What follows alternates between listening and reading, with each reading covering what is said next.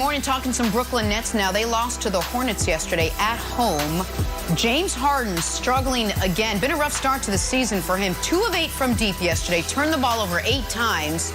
That is 8 more times than he would have liked, I'm sure. He's not getting to the free throw line as often as we've seen in previous seasons either. Just 1 free throw yesterday. Head coach Steve Nash was asked after the loss how the rule change is forcing Harden to change. Take a listen to this. I feel like he's unfairly become the poster boy of not calling these fouls. But some of them are definitely fouls still. But they're just so alert and aware, and he's the poster child of these new decisions that they're still. I get it. There's a line, but some of them are still fouls. But I'm not the type to complain about it. You know what I mean? I just ask every official. If they see a foul, just call the foul. Sometimes I feel like, coming into a game, it's already predetermined, or I already have that stigma of, getting foul calls. But I just ask for officials to just call what they see. It's neither here nor there, but that coat looked very cozy. Hey, Nick, should Nets fans be worried about Harden struggling to adapt to the NBA's new rules? It feels like he is struggling to do it. Well, let's be clear about what Brooklyn's been through 3 games. Kevin Durant is playing like he's the best player in basketball. He's averaging 33 a night, 10 rebounds, 6 assists on an insane 37 PER. Patty Mills, big offseason acquisition, is shooting a nice, tidy 70% from 3.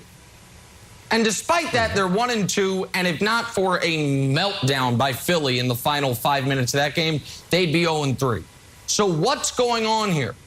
What's going on here is James Harden is in real life living out that meme of the guy who's like, oh my God, I'm sowing, it's so much fun.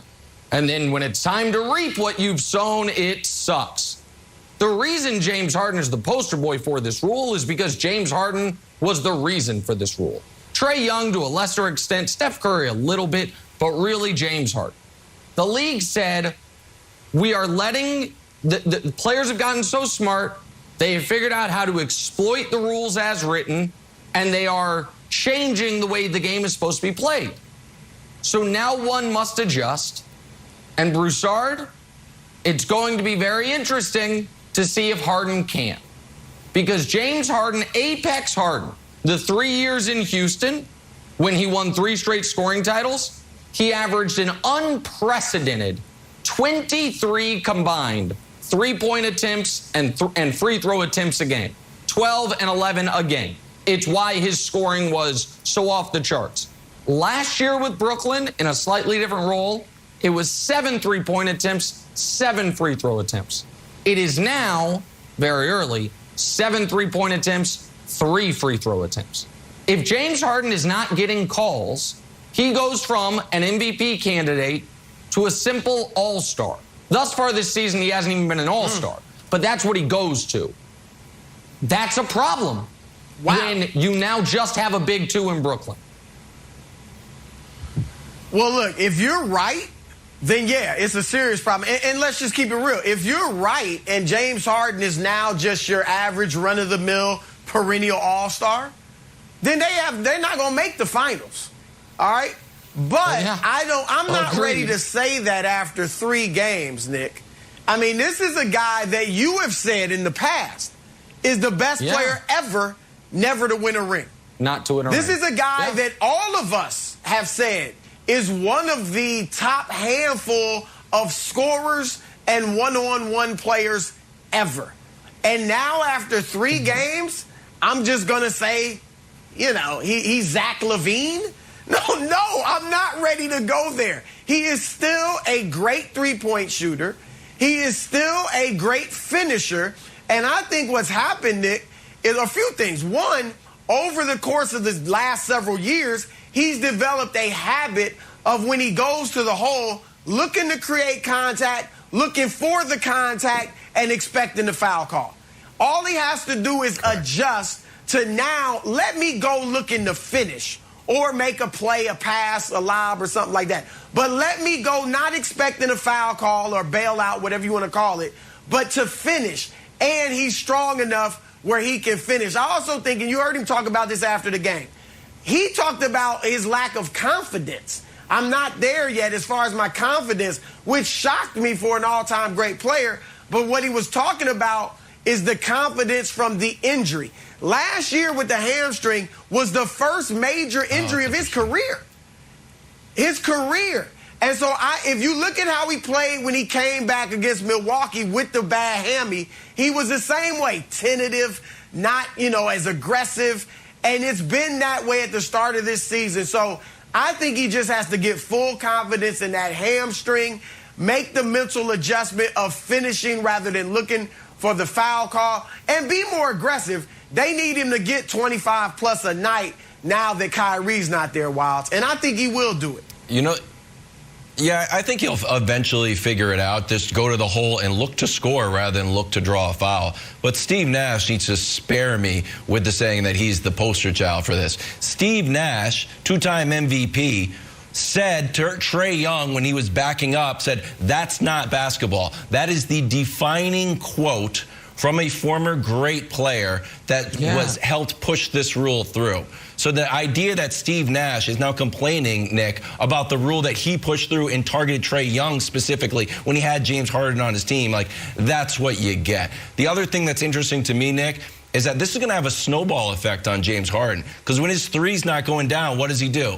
Put your head down, do his little scoop, swing through move, get a foul, get to the line, watch the ball go in, and then your three-point game will get back on track. So if he loses that, it sort of compounds. So I think he'll figure it out. He's too smart and too brilliant of a basketball player not to, but it is an issue, and I think it's going to take longer than everybody thinks. Well, and he doesn't have to get a lot worse because of this for it to totally screw the Nets. The Nets planned, because they don't have a great roster. We can argue about this all year. We'll see how it turns out. They don't have a great roster. And by the way, again, it's early, but Blake Griffin, 3 games, they gave him yesterday off to do the draft. Blake Griffin, Detroit fans are like, oh, I recognize that Blake Griffin, not the guy who we saw play for the Nets last year. That's a concern. And Patty Mills isn't going to shoot 70% from 3 the rest of the year. And Durant will cool off to an extent. A 37 PR is totally unsustainable. But Broussard, the path is do what the Lakers did 2 years ago.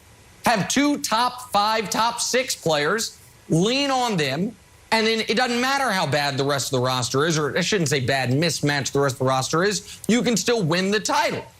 If Harden is not a top 6 guy and instead he's a top 16 guy or a top 20 guy, they are screwed. And you're right that I've said he's the best player ever not to win a ring. I have absolutely said that, and I think he has the resume. Like Barkley's in the discussion, Elgin Baylor, but they're all in the same room together. But if the NBA all of a sudden, Broussard, changed the three-pointer rules and said, guess what? Now they're worth 4. Well, then Steph Curry would become, without question, the best player in basketball. And if they changed the three-pointer rules and they said, actually, they're all worth 2 and dunks are worth 5. Well, then all of a sudden, Joel Embiid's the best player in basketball. Those are the extremes, but rule changes change the hierarchy. And when you have the player, the player in league history who relies on a whistle more than anyone else ever, would you agree with that? That Harden's game is more whistle reliant than any great player we've ever seen?